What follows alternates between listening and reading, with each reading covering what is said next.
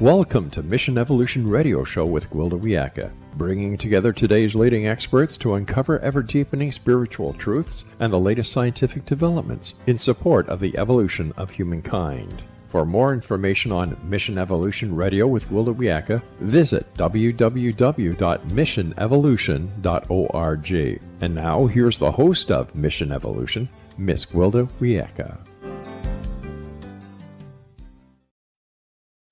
Historically, evolution has been a gradual process.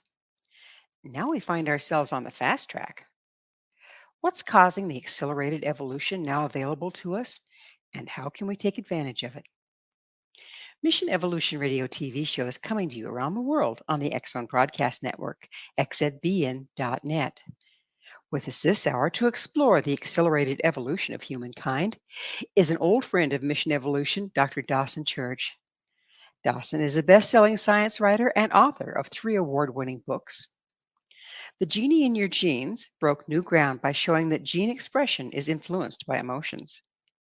Mind to Matter is based on hundreds of studies showing that our brains play a key role in constructing the reality around us. In Bliss Brain, Dr. Church demonstrates that we cultivate peak states in our brains. Our brains will rapidly rewire themselves for happiness. He's the founder of the Veteran Stress Solution, which has offered free PTSD treatment for over 22,000 veterans. His website, DAWSONchurch.com.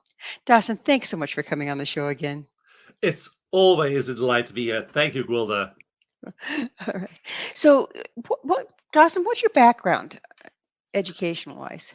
Well, I originally studied communications at Baylor University and really enjoyed the whole idea of being able to be effective communicators with other people and the promise of mass media. And of course, we've seen that now proliferate with not just older technologies like radio and TV, but now with virtual technologies. It's amazing how much we're like, as Peter Russell said, the global brain, this interconnected whole. So that's always interested me. I was in book publishing for many, many years, publishing holistic books, holistic health books, wellness books, and then really got into energy therapies many, many years ago and really wanted to share the promise of all these amazing tools we now have. And then as I began to do research on those tools, I found that things like acupressure, energy medicine, meditation can change our bodies radically and quickly. So that's when I wrote The Genie in Your Genes and kicked off that whole new phase of measuring these changes. It's amazing, isn't it, what's available now? I mean, I think back to when I was in college. It's like what we're experiencing now was science fiction back then. So how'd you become interested in human evolution? Well, Charles Darwin in his books was focused on the progression of species by natural selection. And of course, when we learned about genes, we realized that species also change by means of gene mutation.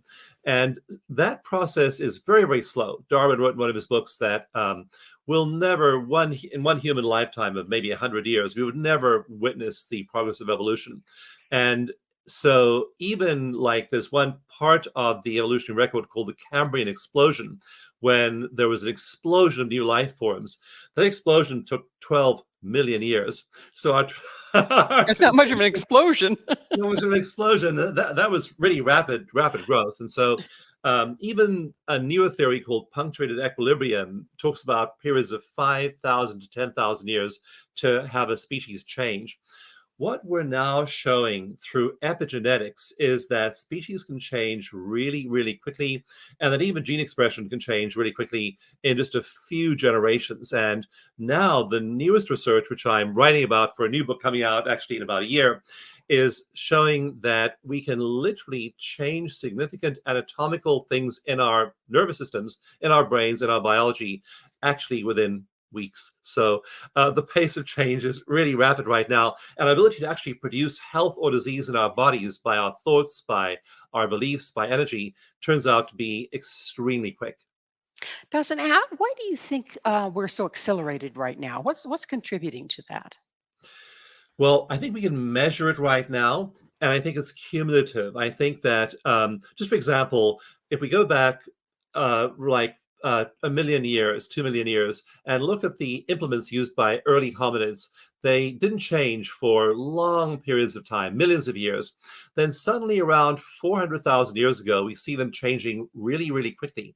What happened 400,000 years ago was that people began to get together and they would share knowledge. And so the number of steps required to create a stone axe went from about 5 steps to about 20 steps really, really quickly as people shared knowledge. That was in the Stone Age. In later ages, as people collaborated, we learned to do things like build cities, build cathedrals, build social structures, and the world began to change even more rapidly. Now, with today's communication technologies, like when the COVID, when the sequence of the COVID virus was published, it was published on a Friday. By the following Monday, a German team of scientists had produced the first vaccine. It happened in a weekend. Oh They my. were working very, very hard in the lab for 4 days, but in a weekend, basically, we had a vaccine. So the pace of change and the process of communication is so powerful nowadays, and that's accelerating it. So we have an advantage we learn about. We tell our friends, we communicate it on social media, we email people, we text it around, and it catches on. And suddenly, like for example, the number of meditators in the world has grown 20-fold, 20x between My goodness. 1980 and today. People see that their friends who are meditating are happier and more peaceful. They tell others, and suddenly, exponentially, explosively, these new technologies grow, and they're producing an effect on our bodies. One study showed that optimists live on average 10 years longer than pessimists. So these are producing massive shifts in our physiology, in our biology, which again are contributing to much healthier lives and lifespans.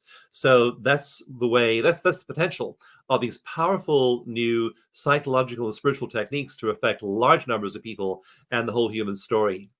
So we have a combination here of cultural base, right?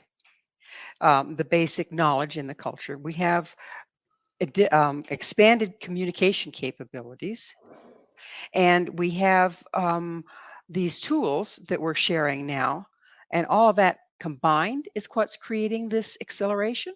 Yes, all of those things together are combining.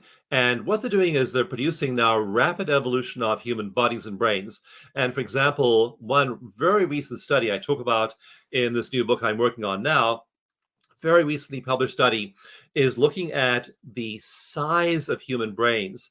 And it's finding that I won't geek out on you, Gwilda, and tell you all the exactly how the study was done. It was a very, very robust design, but it involved thousands of people. But they were able to measure the difference in the brain size between people born in 1930 and those born in 1970. So 40 years apart, one generation roughly. And they found that the people born later had significantly more mass, about 7% bigger brains, about 15% bigger cortical surface area in their brains. So our brains are growing, and the parts that are growing are really interesting. The executive function of our brains is growing. The memory, learning, and emotion regulation part of our brain is growing. Why is emotion regulation important? If you can't regulate your frustration, your anger, your fear, your doubt, your other negative emotions, you're going to be miserable. If you can regulate them, again, think about that study showing that optimists live 10 years longer than pessimists. Optimists can regulate their emotions. They're hearing about wars and famines and strikes and political upheaval as much as pessimists are, and they have the ability to regulate those emotions. The beauty of it is that when you can downregulate negative emotions, it's the same control knob as you use to upregulate positive ones. So they're not only down regulating their negative emotions, they're also dialing up their gratitude, joy, awe, compassion, and all of these positive emotions as well. And so that's what is able to shift. And it turns out human brains en masse are going through these shifts. It's not just a few brains, it's millions of people. And again, driven largely by stress reduction tools like meditation. So that's the promise that this has for all of us. And again, it's going to produce a very different future than we would have had we not been developing these capabilities. So is it again a combination of our what we're being exposed to versus what our ancestors were being exposed to. We're being exposed to so much more rapidly. It takes a lot different processing style to be able to just keep up with the internet or the tablets or the cell phones, right? So, do you think that's contributing? And it's what we point our attention to. Like we all have the same number of minutes every day, every hours of the day, days in the year as everyone else. And some people focus and point their attention to things that are negative, that are disturbing, that are emotionally troubling. And we say pay attention, and it's a really powerful two words. Like it's the most valuable currency we have. It's the most valuable money we have is our attention. We pay it to something, and if you're paying it to all of these negative inputs, then you are degrading your biological function. You're disturbing yourself emotionally, and that again is degrading your biological function. If you pay attention to, there's an ancient text called the Crest Jewel of Illumination, written in the Indus Valley of India almost 2,000 years ago. And the author Shankara said that there's the real and the unreal. The real is the eternal, the real is the unchanging.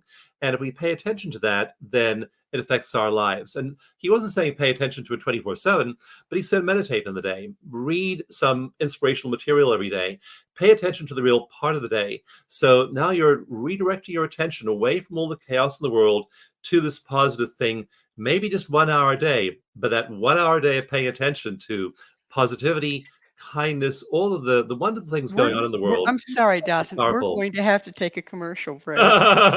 Dawson and I will return shortly, so don't go away.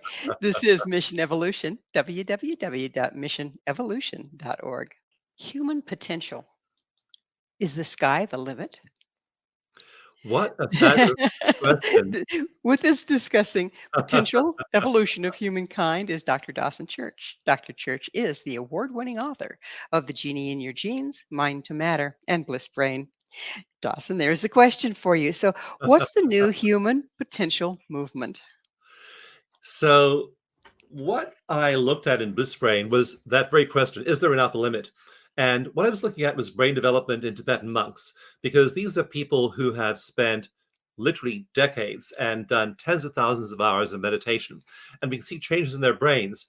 Now, the way that the studies go is they compare the experience of people and the brain structure of people who have meditated, say, for 50,000 hours with ones who've done a mere 20,000 hours of meditation in their lives.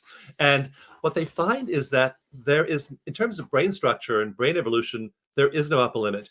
Even at 60,000 hours of meditation, those brains keep changing. And the way they keep changing is really interesting. The mid-prefrontal cortex, which is right behind our eyes over here, behind our foreheads, that part of the brain becomes less and less active. And that's the main part of the brain involved in suffering. When we suffer, like people with major depressive disorder, that is the part of the brain that's highly active. They're thinking about the self, they're thinking about their bad things of their past, problems that may happen in the future. So the mid-prefrontal cortex is really active in people with major depressive disorder. In those Tibetan monks, that just gets quieter and quieter and quieter. Suffering goes down. The amygdala, the brain's fire alarm, the brain, this crucial part of the stress response, that part of the brain shrinks and shrinks and shrinks in these highly developed monks, but it can shrink in you and me in just a few weeks of meditation practice. And the other part of the brain that's notable for shrinking in these monks is the nucleus accumbens, which is one of the centers involved in addiction and craving. So it's highly active in people craving fentanyl, people craving heroin, even chocolate. The nucleus accumbens is active. That just starts to shrink in these monks, and their brain changes keep on happening throughout their lives. They get happier and happier and happier. Even when they're getting old and their bodies are shutting down, they're still really happy people. So at least from the standpoint of neuroscience, there is no upper limit, Gwilda. Well, you were talking. Does size really matter? Because you were talking about the brain growing, and now you're talking about it shrinking. Yeah, you want to have certain parts shrink and certain parts grow.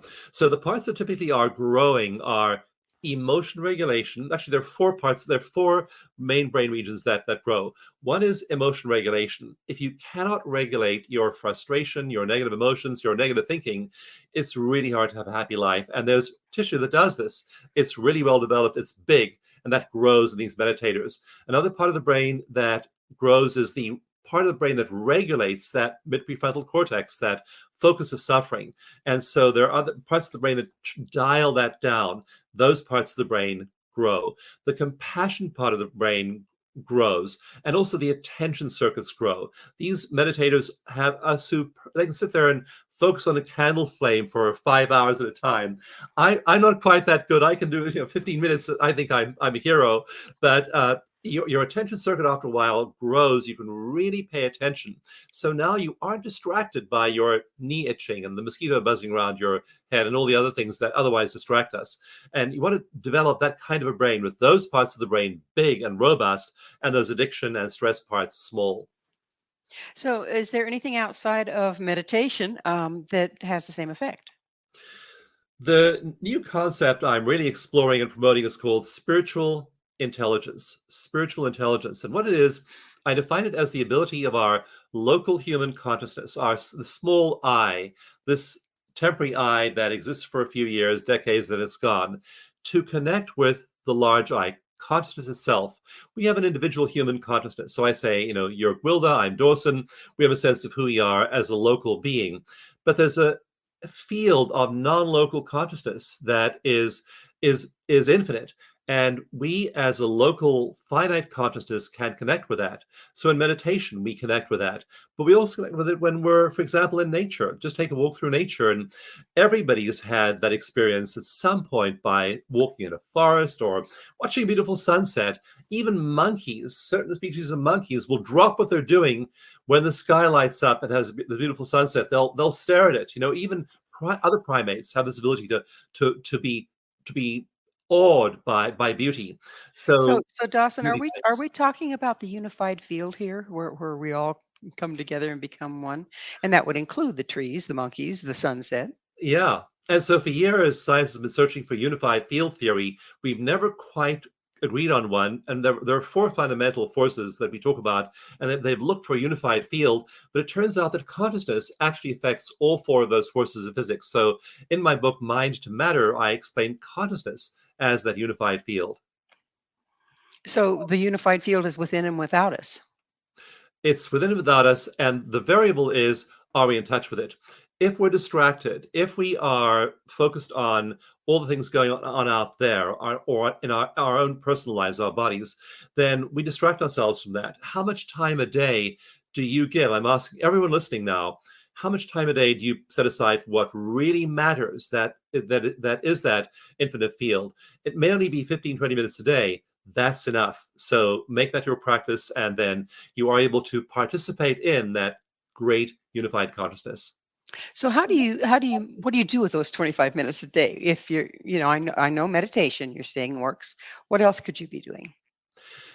Ironically, the great s- texts of the East say it's as simple as the breath. They all point to the breath. Yoga points to the breath, meditation points to the breath, many other schools point to the breath. And so simply focusing on each in breath and each out breath mindfully is enough to shift your attention. Time in nature is so powerful. It's epigenetic. Research has shown that even time in a small city park in the middle of an urban environment will shift your gene expression. You don't have to be roaming the forest. So time in nature is powerful.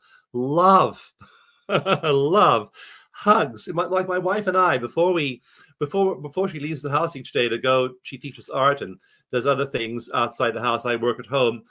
We just hug each other. We look into each other's eyes. We spend time together.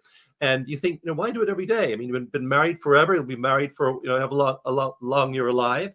Why focus every day on that? Because that dropping into your body and that feeling of connection is powerful. Listening to other people, tuning into other people, being empathetic, and having strong social bonds, again, produces a whole plethora of genetic shifts in your body. So there are many ways we can do it besides meditation. Add them all together, and you start to really move the needle in terms of health and happiness. So you saying that the monks, their brains were growing within their lifetime. Is this across the board? I mean, you could measure what's going on with the monks as far as their brain size. Yes, we measured in monks, but the cool thing is I did one randomized controlled trial, and we measured it in ordinary people, just people off the street who volunteered to go to university and have MRI scans made of their brains. And then we handed them two tracks. One of them was a placebo track. One was a special meditation track that has them breathe, really be in the body. It's called eco meditation, ECO meditation. And the eco meditation group, again, all I had to do was listen to this track every day for a month. When they got back to the university lab after 30 days, went back in the MRI, and we ran the results of this large group of people who just did this non-monk activity for 20 minutes a day, the results were astonishing. We found the same anatomical brain changes starting to happen in their brains as in the monks' brains, with an explosion of growth in the compassion center, the joy center, the awe center, and a quieting of that mid-prefrontal cortex, which is the main culprit in our suffering. So you don't have to be a monk to do this. You just use an effective meditation method like eco meditation, and you find that rapidly you start to change your experience and your brain. One thing I'm seeing in what you're saying is that all of these things seem to bring a person to the present moment rather than worrying about the future or dreading dredging up the past. Am I accurate in that? Absolutely. That mid prefrontal cortex is what constructs our sense of self. The self is very focused on the bad things that happened to me yesterday, the bad things that might happen to me tomorrow. It is anywhere except the present. All of these other activities bring you into the present and quiet that mid prefrontal cortex. So, yeah, anything that brings you to the here and now, mindful walking, mindful breathing, mindful hugging, mindful conversation, mindful media like the show. Well, All thank bring you. you there. We're just about out of time in this segment, but you were just saying mindful, mindful, mindful. I've heard a lot about mindful. What is mindful? You can do it's simply bringing your attention into the present and being there, showing up for whatever you're doing. If you're eating at every bite mindfully. When you're breathing mindfully. When you're in the space you're in that space, whatever it might be, and you have your full attention and you're there in the present moment. So it's being really experiential. Um, is mindful about what you're experiencing and where you're focusing? It is, and it's ironic it's called mindful because it's actually getting the mind out of the way. Your mind is not Yeah, working that's very what has hard me at all. confused. You can see Yes. a real shutdown of the parts of the brain that work the hardest when you're thinking. Gotcha. So if you're mindful, you don't have the brain going. That seems like uh, oxymoron or something, I right? know it is. It's a paradox, but yeah, to be mindful is to be showing up in the present moment, and the thinking brain tends to go to sleep. So in flow states, and great athletes, and great scientists, and great artists, we see this that the thinking brain is actually very very quiet, and then they're functioning at their peak It's amazing how world works when you are at that space too. Everything just kind of flows together in a good way. in a good It way. is, it is that wonderful time. Dawson and I will be right back to continue our discussion. Please stay right there. This is Mission Evolution, www.missionevolution.org, and we're coming to you on the X-Zone Broadcast Network, xzbn.net. Do we need to rethink meditation? This is Mission Evolution, missionevolution.org. With us discussing the impact of conscious mental practices is Dr. Dawson Church. His website, dawsonchurch.com. Dawson, we were really getting into the benefits of meditation and similar practices. Um, so, what's your vision? How is that going to play into our evolution? It's playing into our evolution because of the number of people meditating right now. So the CDC in America collects data on people who are meditating, praying, all kinds of other practices, and they publish that data. So we know year by year how many people, what proportion of the population is meditating. The European Union collects similar data, and a lot of other countries do. And what has happened in the last 40 years is absolutely stunning. So 1% of the population was meditating in 1980, roughly speaking. 1% of the people in the world were meditating. And as we go back in history, we find that 1% is pretty consistent, going back 1,000 years. What began to happen around 1985, 1990 is the number began to creep up. So by 2004, it had crept up to around 5% of people meditating in developed countries. Now that's a fivefold increase, which is a big increase. Today, 20% of people are meditating, and that is producing these physical changes in the brain among large numbers of people. And the way this is showing up is primarily in compassion. And we see a lot of uncompassionate behavior in the world. We see a huge rise in compassionate behavior in the world in various ways. And breakthroughs in human compassion that used to take 100 years or more. I mean, the abolition of slavery, giving women the vote, these things all took 100 years for us to change our minds. Now, that was a brief period of time, 100 years. Slavery had been around for millions of years. Suddenly, within 100 years, it was gone. Now we see things like big compassionate initiative changes happening in 5, 10, 15 years, gay marriage, legalization of marijuana, respect for disabilities, animal rights. I mean, all kinds of, there are just dozens of things going on. The number of nonprofits formed each year in the US has gone up 500% between Wow. 1980 and today to do good work in the world. So even though there's all this bad stuff going on, I'm not denying any of it, the human beings as a whole are becoming more compassionate. This is going to produce big positive changes in society in the next decade. Do the larger numbers of people set up a energetic field that then promotes the very thing that they're doing? Absolutely. And the great Jesuit philosopher Teilhard Chardin talked about the psychosphere of the earth, the field of consciousness of the earth. And it's changing because now we have far more people who are compassionate than we had even 40 years ago. So that is changing the psychosphere of the planet. And you can feel that. You know, we have some wars going on right now. We know those wars are wrong. Everybody knows that war has completely lost its value as a way of settling national disputes. So even these people involved in the wars just know in their hearts that this is not the way to go anymore. And so we as a species are changing. You're going to see a lot more of these initiatives happening over the next while. And it's all the energy field of the planet and that psychosphere of the planet shifting for the positive. Is there something going on outside of the planet that's also affecting this? I know that, say, in the Mayan calendar, they would register what's going on the planet by the ages, but the ages are related to our relative positioning in the galaxy. Do you see any of that as having an impact? I wonder, like, for example, because we now know that there are billions of stars and billions of stars that might have life forms on them, and we don't know what those life forms are like. We haven't made large-scale contact with any of them yet, but they're all part of the same psychosphere, the psychosphere of the cosmos. And we know, for example, when we leave our small, limited self, our local consciousness, and we move into oneness with non-local consciousness, we know that we're part of this infinite field. And so are there these other beings out there that we might one day make contact with in consciousness? We have no way of knowing right now, but it just seems that it's possible, and at some point we might have conscious contact with them. We may have physical contact with them as well.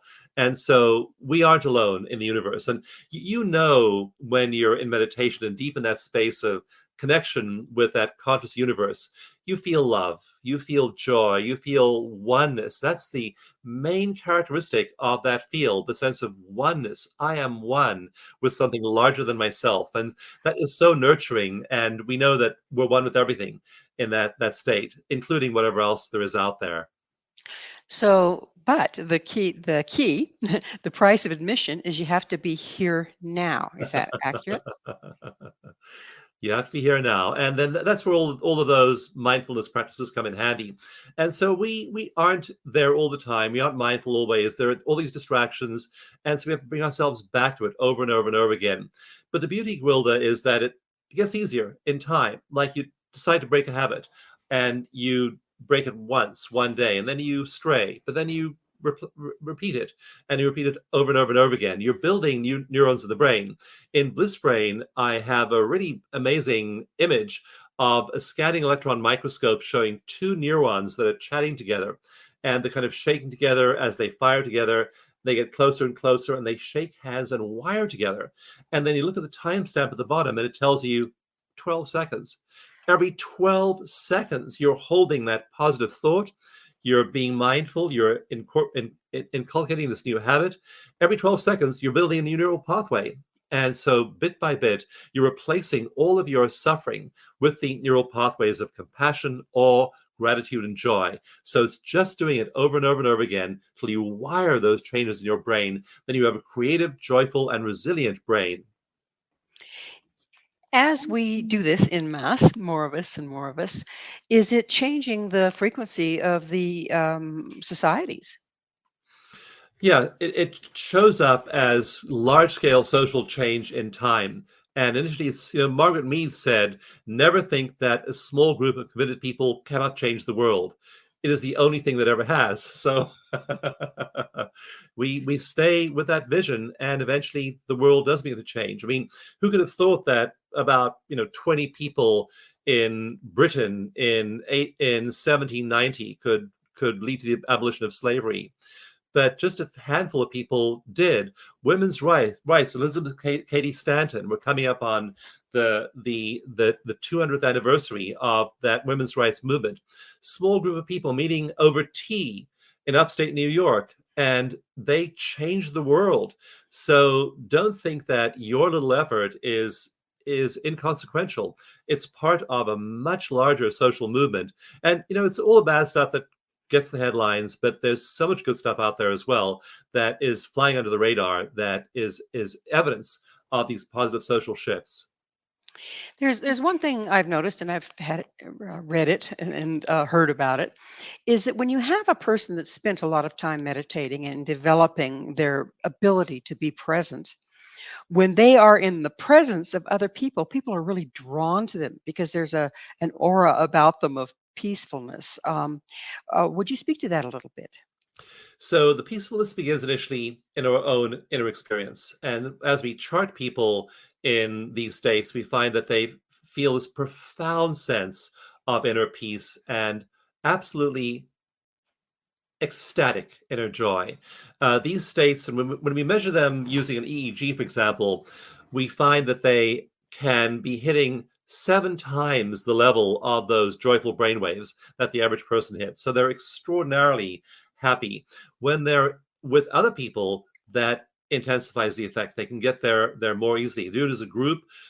Research shows that group meditation produces faster brain change than individual meditation. So groups definitely are able to help us get there further. And what I really wonder is if energetic groups can do that too. Like I meditate sometimes, and I tune into all the people meditating in the world. Now, I'm not there in the room with them, but maybe there is a group effect just by being conscious of our global family all doing this. And so again, we're having massive personal change, massive brain change, massive group change, massive energy change, massive psychosphere change. And you can also recruit that on days you aren't feeling good. Maybe there are days when it's hard to get to that place of meditation.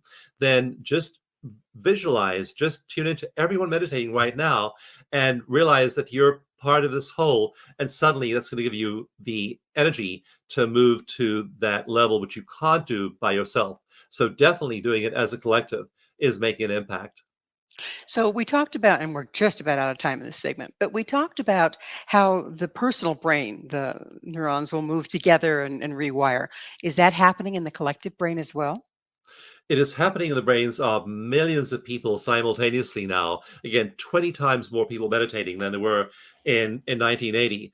And one recent study found that human brains actually are getting larger. They found that just in the last few years, there's been a 7% increase in the size of the human brain, 15% increase in the surface area of the human brain in just the last few years.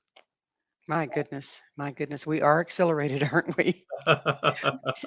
So We have to be mindful, if you will, of what we're feeding ourselves right now, don't we? If we're moving really quickly in the growth area, we can really deteriorate as rapidly as well, I would suspect. We can. If you're focused on the negative stuff, it releases a flood of cortisol in your bloodstream. I've done several clinical trials of cortisol, and you think a negative thought, immediately you trigger the stress response and you start to affect your body. So absolutely, either negative or positive thoughts affect us. And it doesn't take like a minute, it's seconds. Those genes click on and they start to flood our bodies with all the neurochemistry of stress. So Oh my gosh. absolutely, either good or bad, your thoughts are affecting you rapidly. Well, it's that magic moment again. We need another station break. Please stay with us as Dawson and I continue to explore the evolution of humankind. This is Mission Evolution, www.missionevolution.org. Is it possible to consciously alter the human gene expression of future generations? This is Mission Evolution, missionevolution.org. We're continuing our discussion with Dr. Dawson Church. His website, dawsonchurch.com. So, there's the next question. Can we actually alter the expression of future generations by what we're doing today?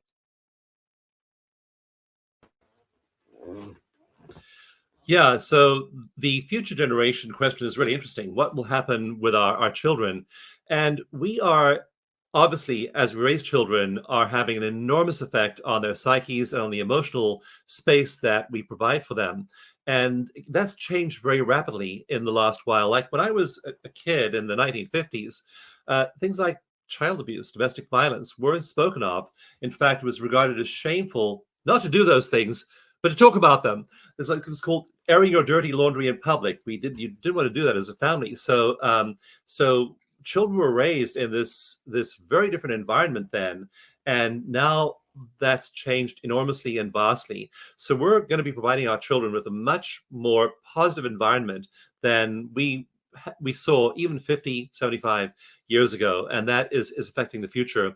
And it's also going to affect large-scale social trends as these children grow up and then are in government, politics, law, education, all these other fields, and they're going to be able to shift the needle even further. And so I think that the world, again, is on a very positive trajectory. Not that there aren't all these problems we have to solve. I mean, we have climate change, we have social injustice, we have income inequality, we have war, we have all of these issues. But when we have, again, I mentioned how the human brain is growing.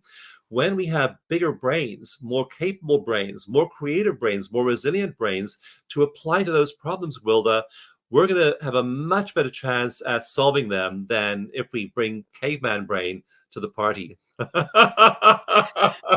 So Dawson, would you go through the would you go through the mechanics, please, of how we are altering the gene expression of the future?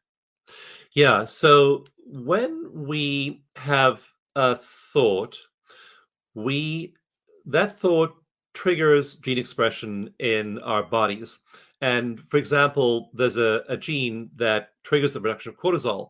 If I have a negative thought, if I just think about a negative event in my life, then that triggers the production of cortisol. And we have people now who are thinking negative thoughts and really driving their cortisol high. So you want to, again, have this facility of emotion regulation to regulate those thoughts and not be producing that cortisol. That gene that produces cortisol is being turned on. When you meditate, when you become mindful, when you breathe, a totally different gene gets turned on. It shuts down cortisol production and it upregulates the production of our body's cell repair hormones. Now, suddenly, our bodies are repairing themselves, our cells are communicating effectively, all kinds of good things are happening, driven purely by thought. So all of these effects work themselves out in terms of gene expression, and vast numbers of genes change. In one study, people doing EFT acupressure tapping for an hour with a therapist, 72 genes were changed. Genes to do with helping our bodies regulate throat cancer, esophageal cancer, breast cancer, and prostate cancer were all improved. Genes helping our bodies regenerate the cell lining, genes helping our bodies create good connections between our neurons in our memory centers of the brain. So all of these improvements happening all these genes changing just by consciousness alone. That's our big leverage point. So again, help me understand this. We used to think of genes, they're what you get, right? You get brown eyes, you get red hair, you get whatever. Okay. But what you're expressing to me is that they're there, all sorts of genes are there, but they have to either be turned on or turned off. So it's like if you want hot water, you turn on the hot faucet. You don't always have hot water just because it's available. Is that how genes actually work? Yeah, so about maybe 15% of our genes or thereabouts are fixed, and those are things like height and eye color. But the remaining 85% are variable. They respond. I mean, if I have a bite of an apple, the genes that are responsible for turning on the production of hydrochloric acid in my stomach turn on. So a lot of our genes are variable. And so those are the ones that we want to influence, especially our stress genes. They turn on and off really, really quickly. So you want to take control of the process. And so that 85% that is variable is highly under your control. One recent study of Alzheimer's patients that I'm talking about in my new book, Spiritual Intelligence, I talk about this Alzheimer's study, and it found that when Alzheimer's patients learn meditation, the researchers thought, well, maybe it's going to slow cognitive decline. It's going to slow the shrinkage of their brains to learn meditation. They found it did not slow cognitive decline, did not reverse brain shrinkage. It completely eliminated it, and their brains grew. Their brains grew, the memory centers of their brains grew, the learning centers grew, the emotion regulation centers grew in these people. These were Alzheimer's patients with rapidly shrinking brains. The shrinkage stopped, the brains began to grow. So all kinds of things are happening in our body when we practice these wonderful stress reduction techniques. So it's like we're sitting in the bathroom weeping because there's no water, simply because we haven't turned on the faucet, right? Entirely under our control. So Dawson, it's that time in the show when I get to ask you, what's your mission? My mission, I think, is to be the love and joy I came here to be. And for me, that takes the form of speaking and science. And that's just the languages I love. So I love being with people. I love teaching meditation. I love teaching stress reduction techniques. We train thousands of people every year. And just doing that fills me with joy, being a conduit for the joy. We all came here with this immense potential. For many of us, it's just sidetracked by stress. And so when you aren't in that stressful state, the magic, the love, the joy, the compassion that you came here to share and express is freely available. It flows through you. You meditate in the morning. You can't wait to get to work and have those things start to flow through your external activities as well. So that's why I'm here, and why I just wake up every day just overflowing with bliss. So what do you have to say to those people that go, well, I don't know, meditation might be against my religion, or it's a scary thing, or it's woo woo, or, what do you say to them? Read the facts, read the science, because there are a lot of opinions. But one of the cool things about science is that we hear ideas, we hear beliefs, and then you just look at the science and look at the facts. So in all of my books, I just give you the facts. And if you have fears, science is great at dissipating them. Now, there are fears that are valid, and so science will tell you that as well. But it'll show you that most of the things we're afraid of, most of our arguments for not taking our well-being seriously are not valid. And the truth is, we live in a world of love and beauty. We can do so much to improve the quality of our lives and the lives of those around us, that we want to just keep on doing it every single day. Um, there's a lot of talk about how we create our reality. Would you speak to that a little bit as it relates to epigenetics and what's going on? I wrote a whole book about that called Mind to Matter. And in Mind to Matter, I show the enormous amount of research showing that what we think of as external reality is actually largely constructed through our brains by energy fields around us. And so as we change our minds, change our brains, the external reality around us changes. And there really is a powerful effect in the world around us based on changing our thoughts and feelings. There are a lot of studies and a lot of stories in Mind to Matter about cancer. And just like my new book, Spiritual Intelligence, a lot of studies about Alzheimer's, that previous book, Mind to Matter, about people who, like one woman who got a terminal diagnosis. They told her she had uterine cancer and had metastasized. She was stage 4. They told her that she had about 6 months to live. And she just began to change her mind. She shifted the way she thought. She began to nurture herself. She just said, I'm not going to let another negative thought come into my mind. She was rigid about that. She nurtured herself. She took long walks. She meditated. A year later, she walked into her doctor's office, cancer-free. And I interviewed her over a decade later, and that was still the case. So our minds, our consciousness has the ability to heal our bodies. And there are so many stories in my books of people healing even terminal diseases and autoimmune diseases, seemingly incurable things. One woman on a call with me 2 weeks ago said, Dawson, I had fibromyalgia for 46 years. I'm so grateful to you and your work. I no longer have fibromyalgia. It is just potent to have these available of these cures to us. And I so want people to learn that it's possible to shift our external reality of our bodies and our lives and use these tools. It's so important, and we're just about out of time in the entire show.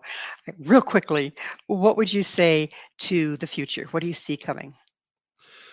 I believe that many big systems are going to change. I believe politics is going to change. I believe medical care is going to change. We're not training therapists in the Veterans Administration. They've invited us to train therapists inside there in these woo-woo techniques because they work.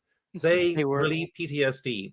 So we'll find them more institutionalized. We'll find them in Kaiser Permanente. We've already trained people in the Cleveland Clinic and Johns Hopkins and other medical systems. So that training in the system is going to keep on going, and people in medical care will have the chance to experience the power of energy therapies. So that's Well, going to be that's wonderful news. Absolutely. Unfortunately, we're out of time. Dawson, thanks so much again for being on the show. it's been a joy, Wilda. Thank you. Mhm.